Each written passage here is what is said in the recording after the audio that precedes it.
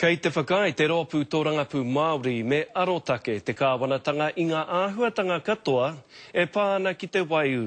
Hioi e ai ki tētahi umanga Māori ko ngā toa kai me tā rātau whakarite i ngā utu te raru nui. Kei a Jasmine Pearson ngā whakamahuki. He mana nui te kapureihana Māori a Paraninihi ki Waitōtara ki te ao miraka kau i Taranaki. I roto i o mātou kitenga, tērā ko te mōhio rā mātou i te āhuatanga o te utu mō tō mātou miraka. Rua te kau mano heketea te rahi o rātou whenua, e rua mano o ērā kua huri hei pāmu miraka kau. Kai a rātou te toha nui kia Fonterra. A i te rānei i tū tonua Fonterra i runga i tana whakapai. Kaore he kiko mō te arotake i te utu o te miraka.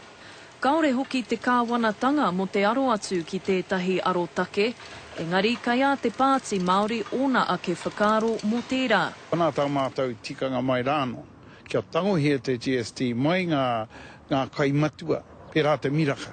Ka inu miraka katoa mai ngā tamariki iarangi. Ia tika ana kia whakahaeretia tēnei kaupapa kia mōhio tūturu te iwi whānui o Aotearoa ki ngā nama nei.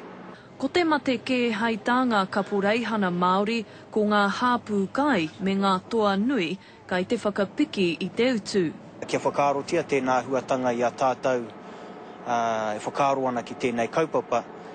Ko te mahi nui mo ngā hāpū kai nei, hei whakanui ake i ngā pāinga me ngā hua mō ho rātou kamupene.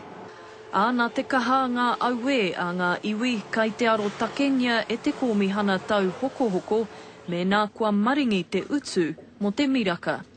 Jasmine Pearson, Te Karere.